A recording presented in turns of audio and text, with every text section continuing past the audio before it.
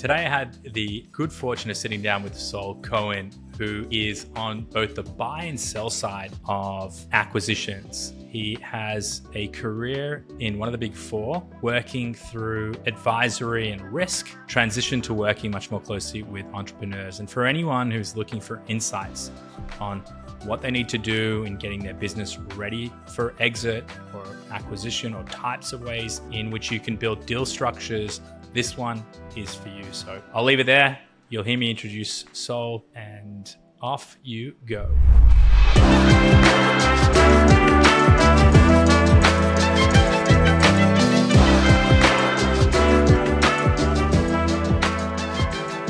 Hello, welcome to another episode of Successful Scales. Very excited to have Saul Cohen here with me today.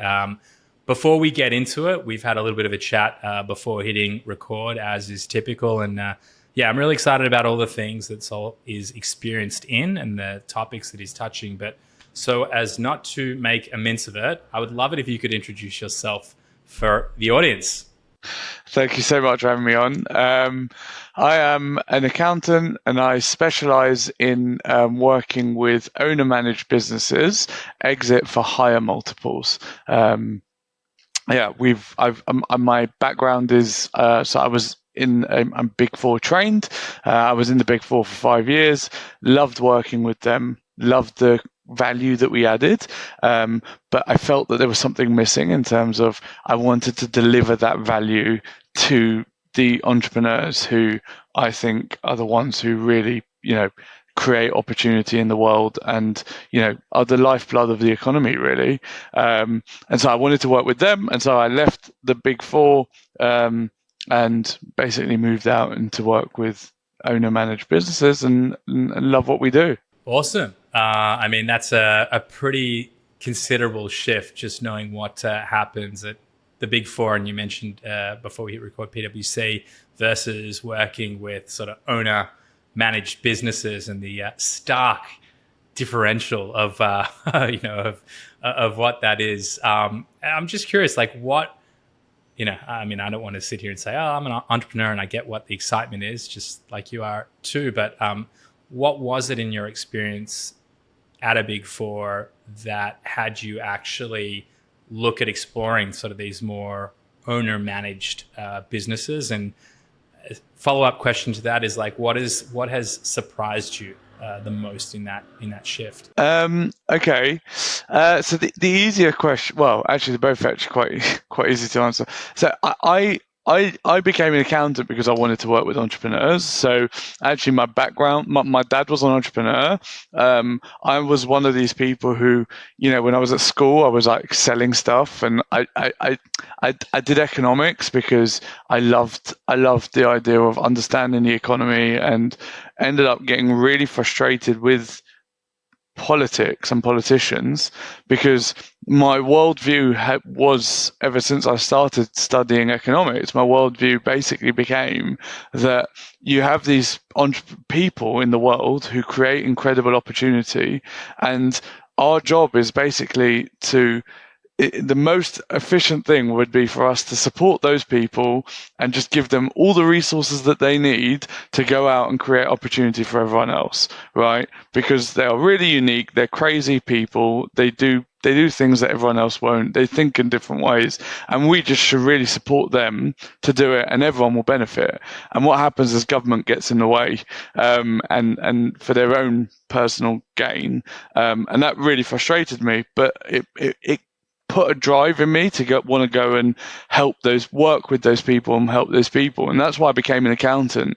And I ended up in the Big Four, because when you tell someone you want to be an accountant, everyone's always like, oh, well, that's the best place to go and train. And I actually loved it, and I got really wrapped up in it. And to be honest with you, I think I could have been swept away in it because it's such an amazing place to be, and you do get such you get such satisfaction from the value you give. It's hard work, it really is, but there is a lot of satisfaction in the work that we're doing, the quality of work we do, or did, I should say.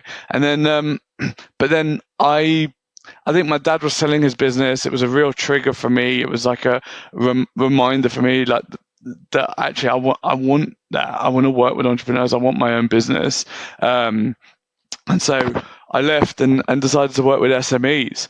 And I think the thing that surprised me the most is how consistent the markers of success are in entrepreneurs, right? How consistent it is that you will find that successful entrepreneurs have very, very common traits that are consistent across all of them. That was so stark to me, and I thought it was incredible. Well, that is a perfect segue to the next question, if you haven't already guessed it. But I actually didn't catch how many years you've now been off doing this work, sitting both. I mean, again, we chatted before, but both sell and buy side support for these entrepreneurs. But what are these traits that you see that's consistent generally across the board? What makes a good entrepreneur, or at least an entrepreneur that's going to see a good return on their liquidity event? Yeah, interesting. The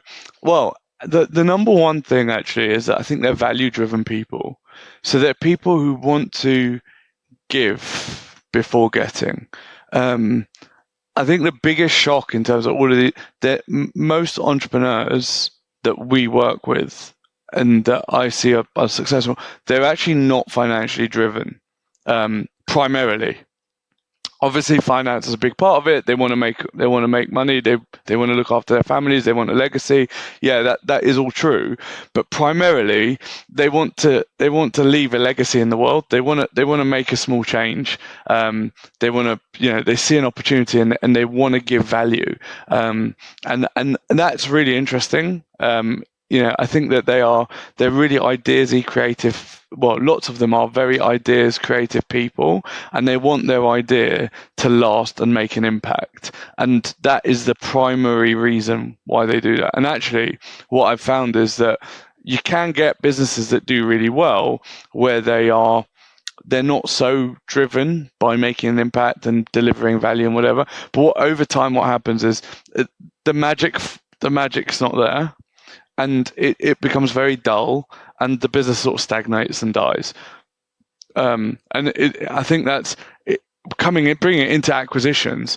Actually, that is one of the biggest post-acquisition. That is one of the biggest reasons that we see small acquisitions fail, right? Because what will happen is often you have an entrepreneurial owner who's got this entrepreneurial stardust, and they are incredibly unique and amazing, and they've got a passion that's not really matched by anyone else, and they sell the business out to someone who doesn't have that same passion and maybe doesn't share the same values. And what ends up happening is the business is seen by that investor as purely an asset that then needs to sweat to pay itself back. And what often we see is that in those cases they kill the asset because the love it evaporates, the magic goes, and when the magic goes, the love part that goes, the business dies, and the cash soon flows out the business. So yeah, I think that's it. That for me was the biggest of all the markers. That was the biggest one that left a really big impression on me. I was just like, how many of those people are fundamentally there to make an impact on the world rather than, oh yeah, I just want to make a bit of money. It's super cool and refreshing to hear that. Sometimes I feel like so much of our mission is value driven. How do you, like the topic that my team hear me say ad nauseum is, it's all like value creation, and how do we focus on that? Because the dollars will come if your focus is on creating value. It should always, in my mind, be secondary. Changing the speed a little bit and just trying to pay attention to the audience and those listening. Obviously a lot of the people listening are going to be entrepreneurs that are growing businesses, and there's a great guy in the exit planning space, a good friend of mine, Mac Lackey, and he really sort of pushes the idea that it's about finding that prospective buyer, to sometimes let go of sort of the grow at all costs, or try and create like the fattest profit margins that you can. Really sort of start with the end in mind and work backwards. And I'd love to understand sort of from your lens, like every interaction, whether your goal is to sell or buy a business for the clients that you work with, you're always looking at it from a lens of, is this going to be a good partner for me? And are they geared up to see collective success? And so I'd love to understand when you're looking, and let's just stay on one side. So let's say someone who's considering a liquidity event, looking to sell their business, what are the things that would indicate to you that they are a right fit as a person and this is a business that would be of interest and has a prospective buyer? It's a great question. I think it's actually the question that doesn't get asked enough. And I think coming back to what I was saying before, one of the biggest reasons that acquisitions don't work is values fit. So in terms of finding the right buyer for the right business, I think it's always about values. I think it's always about when you are looking to exit a business or you're looking to buy a business, but as you say, let's focus on exits. When you're looking to exit your business, it's really important that you get on with the buyer, not just because you get on with them, and they're a nice person, and you value what they care about. No, it's actually really important that you have the same core values. That you see that their vision for the business might be different to yours, and that's okay. But what can't really change is their core values in the business, right? So if one of the fundamental values in your business is honesty, and above all else, you are an honest person, you need to make sure that the person that comes in to your business is not only someone who says that that's their value and they care about it, that genuinely is how they live their life and how they're going to act. Because so often, one of the things that you learn very early on when you learn about values and how they impact an organization is that more than just sort of selling the name of the values and fancy artwork and all of that sort of stuff, is actually the actions that come through, the tone from the top, right? How the people at the top of the organization act. And if you have a set of values as the owner, and then you exit that business, and the person who comes in with values that are actually diametrically opposed to you, your business is going to be in tension. And that tension, you're going to have tension with your employees, there will be tension with your customers, and that tension will, in my opinion, and surely certainly in my experience, will cause tension and probably tear apart the business. So the fundamental thing, the first and foremost, the person you want to buy your business must be someone that aligns with your values. I think the second part of the question was about finding when is a business ready to sell. And I think it's a really interesting question, because my view is quite in line with what you were saying before. Start with the end in mind, and from day one you should be preparing your business for exit, because whether you want to sell or not, at some point we will be forced to exit our business. That's an inevitability, and so your business should always be ready for that exit. I think, without jumping too much into it, there are two types of businesses. There's a lifestyle business that works for the owner, the entrepreneur. And then there's a business, sort of a scalable business, where the business is much more of an asset in of itself. And I think that for businesses sort of in that sub 15 million revenue, 20 million revenue category, they are more commonly lifestyle businesses. Sometimes they are also assets, and that's true, but more commonly they're lifestyle businesses. And I think that for them, the most important things that they need to have in place is actually, if they've got solid processes around customer acquisition, delivery to their customer, and finance, then I think it's the core of the business, and that will probably that's for sure the lowest hanging fruit that they're going to be able to get and the best return on their investment. What would you just so I'm clear with your definitions, lifestyle business versus asset, like what would you define as lifestyle outside of the revenue, the revenue marker? Like is someone setting a business to intentionally be a lifestyle business, or are you defining lifestyle business as someone who's working in it and is happy to work in it? So actually, I think it's something that we try and get our new clients to always think about, because I don't think people think about this question early enough. I think it's a very personal point, and it's got nothing to do really with the size of the profits in the business, particularly at the smaller level, right? I think it's more to do with what you're trying to build and what you're trying to achieve. To me, a lifestyle business is a business that is built around giving you the lifestyle that you want. So you as the owner are sort of turning around and saying, I want a lots of flexibility. I want to be able to travel. I want a really good income. I want, to have, to be able to provide X, Y, and Z for my family, et cetera, et cetera, et cetera. And then you're saying, okay, well, how am I going to do that? Well, I want to give tons of value to these people in this way, and that's how I'm going to make money, and that's my money model, and that's fine. But the business is built around giving you the life that you want. And therefore, you are going to make decisions that will not necessarily, that will make, you're going to make the investment decisions that you make will be around building personal assets rather than building assets within the business. So just to give a case in point, right, we had a client running a marketing business, making £400,000 a year. It's doing quite well. £400,000 off of just over £1 million in revenue. So it's really, really profitable, very healthy business. And then they started saying, well, I'm looking to exit my business. So we said, okay, well, that's fine. But if you want to exit your business, you need to do X, Y, and Z. That's probably going to cost you £300,000 a year for the next 3 years. Is that an investment that you want to make?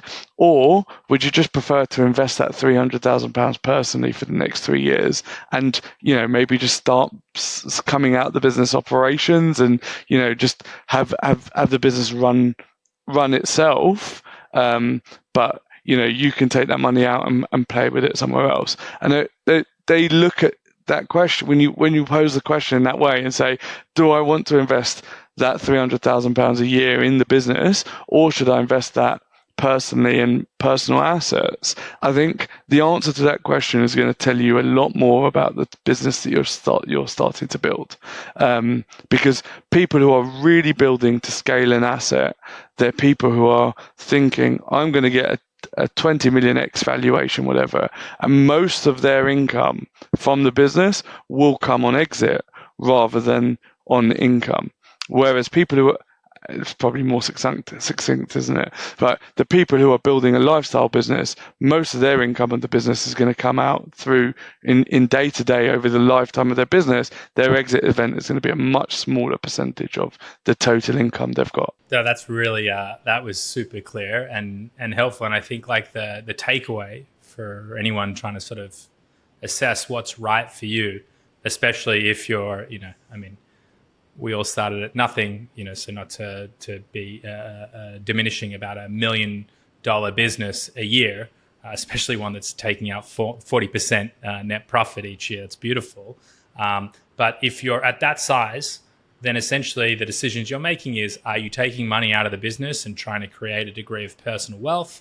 Or are you, investing that further 30% into the same business and seeing a $3, $4, $5, $10 million liquidity event at the back of it and having one massive lump sum payment? So are you in it for the long term, or are you in it for the short term? And, maybe if you're really lucky, you can have it both ways. But ultimately, I think you need to be quite intentional as to what that reality looks like for you over the right time horizon.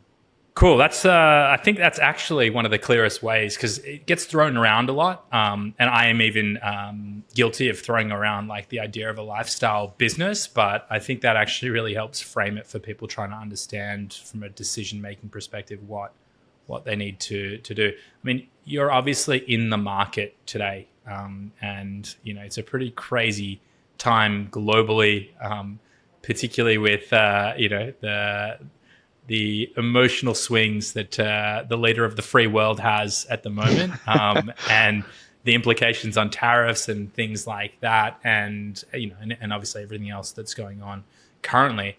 I'm just wondering, like, what does the market, at least in the space that you're playing in, look like?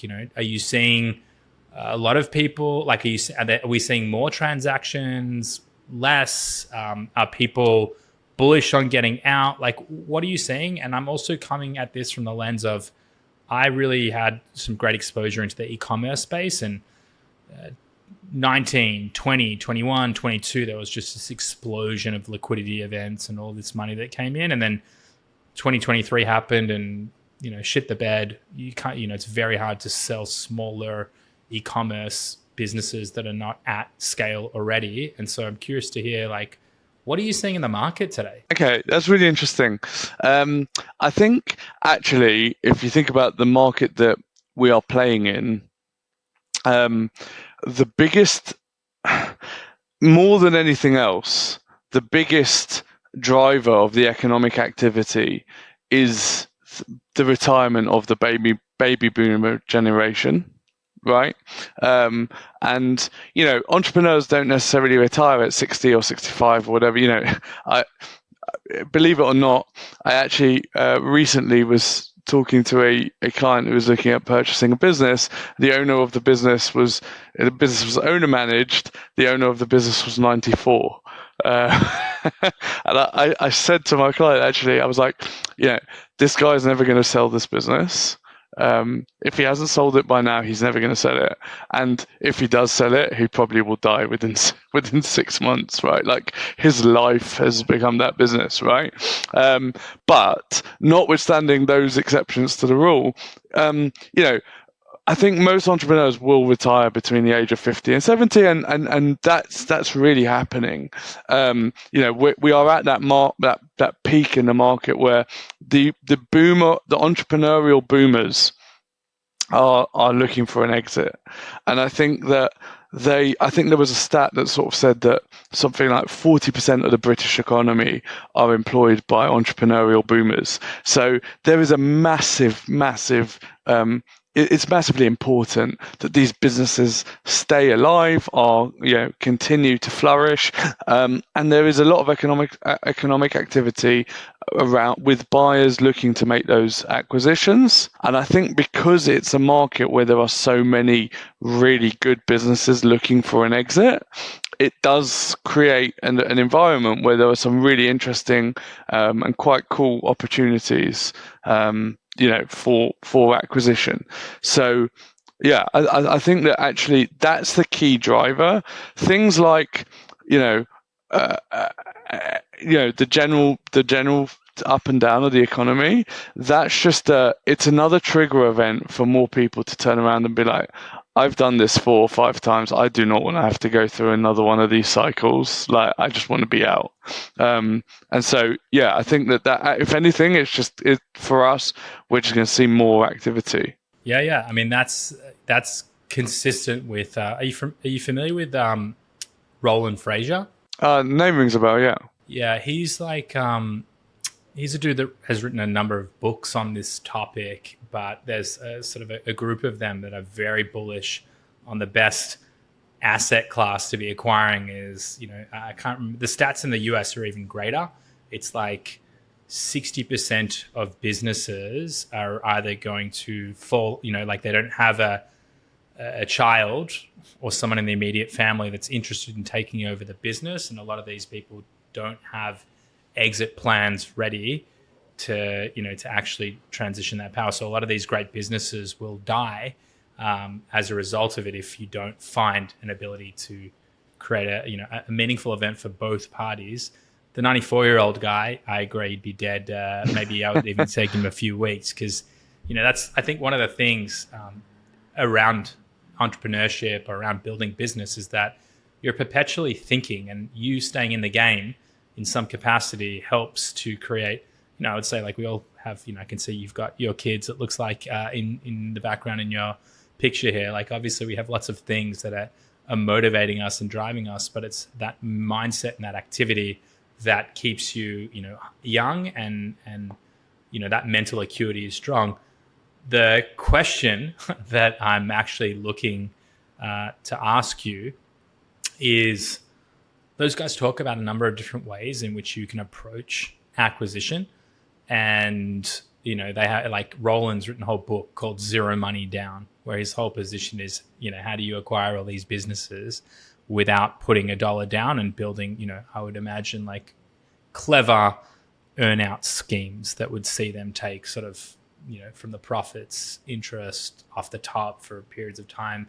And I'm curious to hear, like, you're dealing with founder managed businesses, and at this sort of deal size, circa $15-20 million, if it's before PE, a lot of these people that are likely going to be acquiring it aren't cashed up or backed by like a fund. What are some of the types of deals that you've seen work out from an acquisition or a liquidity event?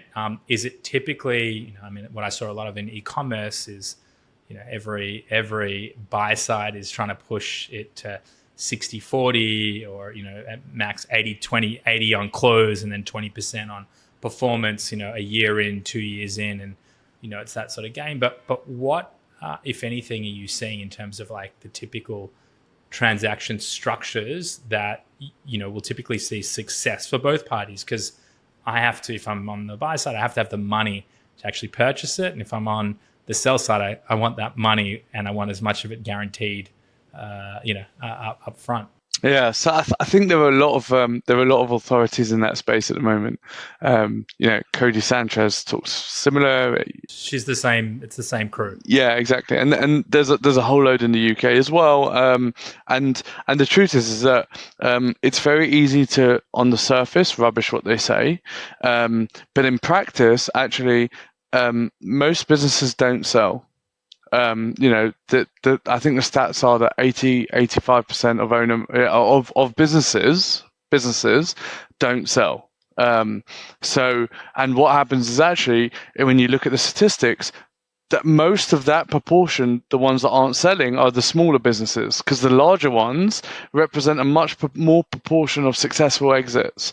So when you look at sort of much smaller owner-managed businesses, the standard, I've run my business, I'm now going to close it, is the standard, right? There's no idea of an exit event or getting any kind of positive outcome. And I think in the UK, I've seen lots of people who've had their business on the market for 5, 6, 7 years and not generated any income, any interest, never mind any income from the exit of the business, right? So I think that's why there is this incredible opportunity for cleverly structured deals. We see them all the time. I think they are far more common with EBITDA of less than $500,000, pounds, dollars, right around that sort of benchmark. I think above that benchmark, you're much more likely to get, if you've got really good processes, controls, a really good organization, second tier management, and EBITDA of over $500,000, then you're probably going to get a small family office or maybe a small private equity fund who'd be interested in that kind of business. But if you're not in that environment, right, let's say you've got lots of businesses, great businesses with maybe 300, 400K EBITDA. Maybe they haven't got a full suite of second tier management, but they've got the skeletons of, what will be your management team and stuff like that. They're sort of a work in progress. Those sort of acquisitions, fantastic opportunities for someone to come in and make that purchase.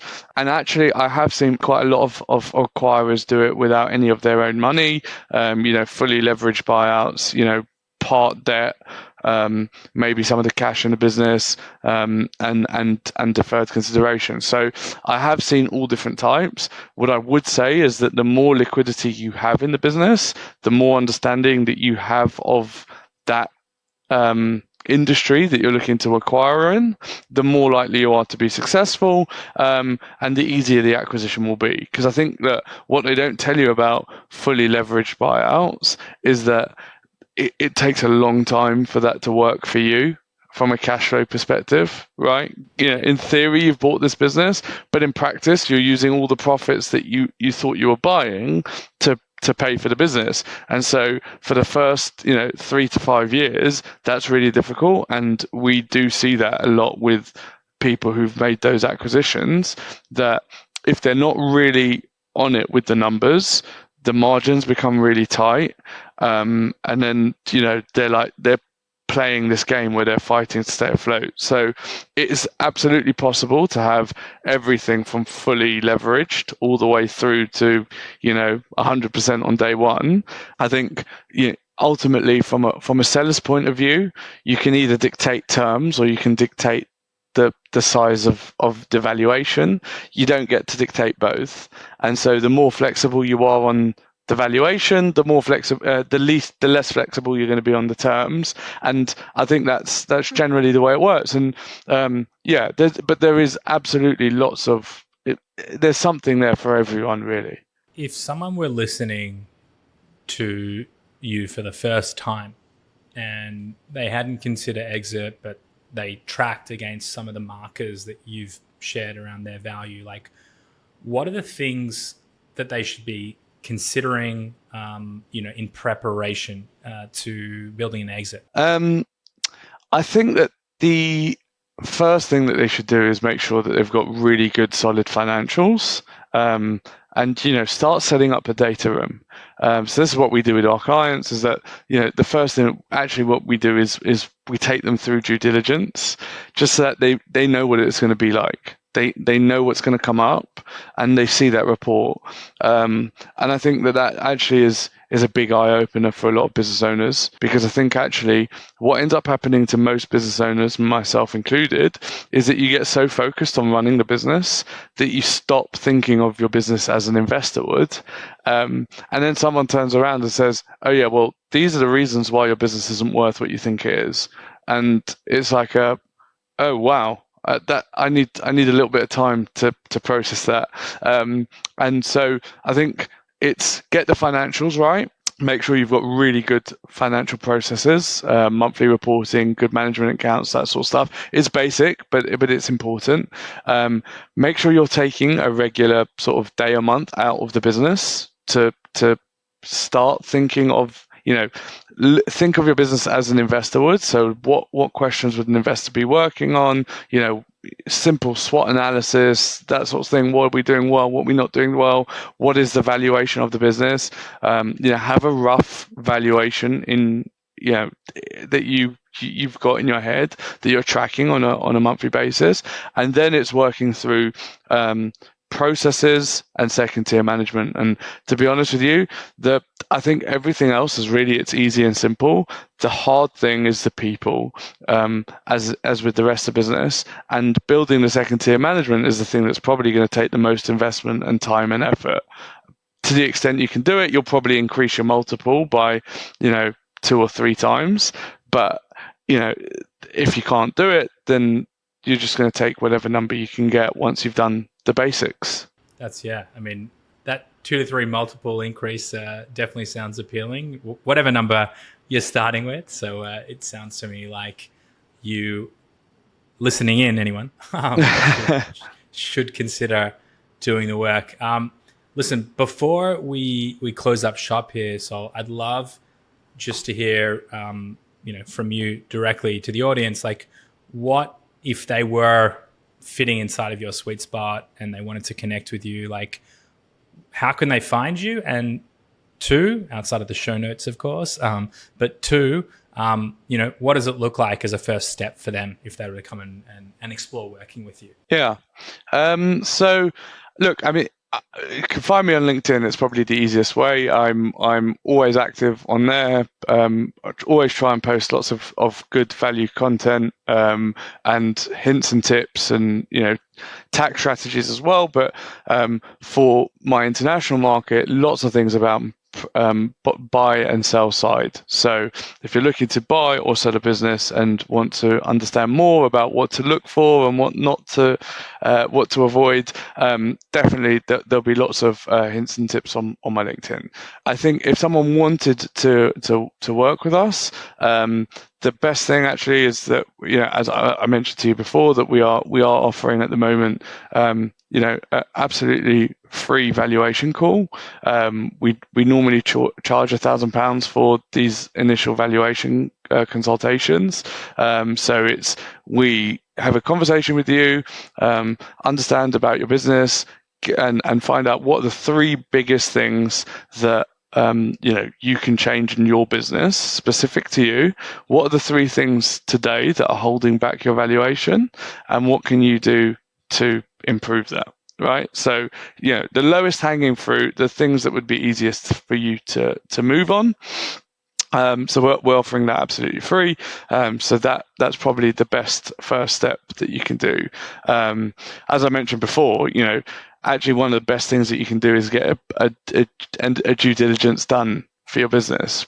But the other thing that you always want to do is understand what the value of your business is. Because you don't want it to be a surprise, really, when you come to exit and someone tells you your business is worth, a couple of million less than what you thought it was. Actually, it's much better to know 5 years out so that you can do something about it. Yeah, not the experience I would be looking for. But Saul, thank you so much for your time, for your wisdom. I'm sure those listening in will get a lot out of it, and I definitely have today. So thank you. Cool. No, thank you so much for having me on. It's been great.